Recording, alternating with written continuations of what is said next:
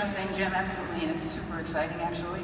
So I am actually able, I'm using an app actually created by Anusha in our digital organization, and it actually allows me to see how the customers in my territory are using their products. My customers in my territory, absolutely, are using their products, and how those products are actually operating for them. Yeah, okay, can you show me how it works? Absolutely.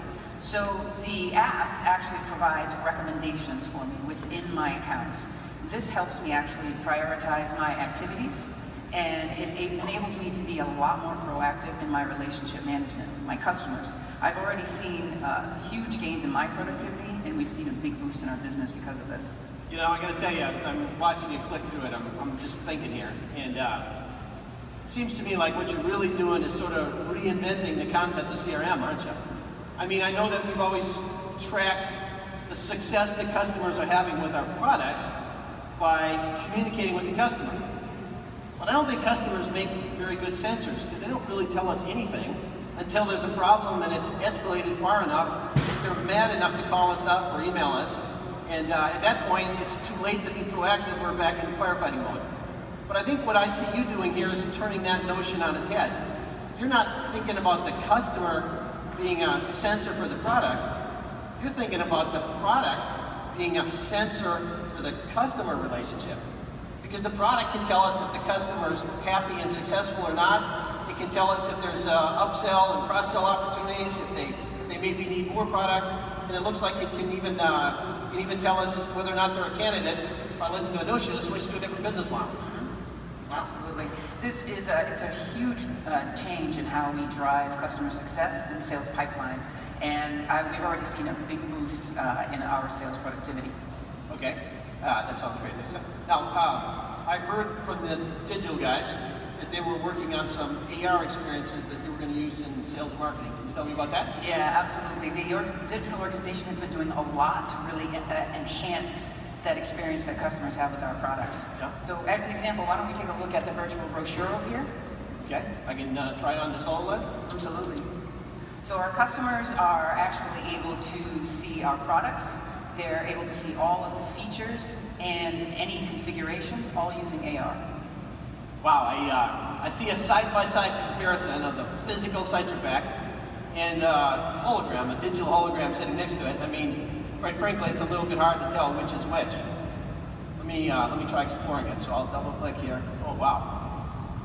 Okay, so it's showing me the sort of key systems inside that CytraPack, and I see the cooling system right now is no cooling. Let's see what the options are. Okay, so here's the 700 watt. This looks like it has one unit.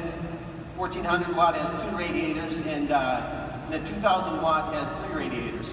I see what the guys in engineering were doing, trying to get all that heat out of that plate there. That is pretty obvious now what they were up to. Okay, it looks like we have a couple of different pump options. We have the 5 cubic centimeter per rotation option. Let's see what else you can show me. Okay, it looks like there's a 14 cubic centimeter pump we could look at instead. Let's try putting that together.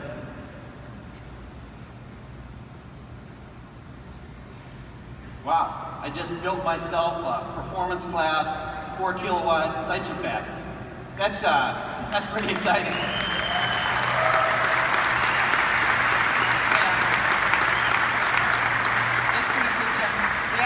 Also have this camera rig that allows us to deliver the same experience. So you can show other people what I was seeing? Absolutely. Yeah, if we can't engage them in person, we can actually deliver this virtually. Yeah. I mean, I have to imagine we're pretty close to the day when we don't need a physical product showroom anymore. I mean, at a minimum, we ought to be able to show all the unlimited possibilities digitally without trying to carry a whole bunch of inventory to show every physical possibility. Maybe we just have one unit to let them sense what it physically is like, and then all the digital variability that you can imagine would be wrapped around it. Yeah, absolutely. Looking forward to that, yeah.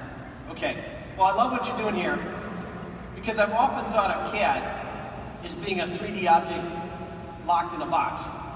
And let me think back to sort of a desktop monitor, the big monitors, not the flat ones that you have on your laptop, but the bigger ones we used to use until recently. I always thought that that's like a cardboard box, and there's some 3D object I modeled inside that box, and there's a window on one side. And I can't walk around the box because the window's only on one side. I just see the back of the box. So what I have to do is look through the window, and I have to ask the object, you know, can you please spin around and come a little bit closer and farther away? I mean, I always had to look through a 2D pane of glass at this 3D object. But it's like you've opened the box, taken the object out of the box, and you put it here on the table as a hologram. I mean, it is unbelievably real. I can imagine 1,000 different ways we could use this type of virtual reality approach. Absolutely. Great. Well, thank you, Lisa, for showing me this stuff. It's super exciting. Anytime, Jim. Great. Thank you.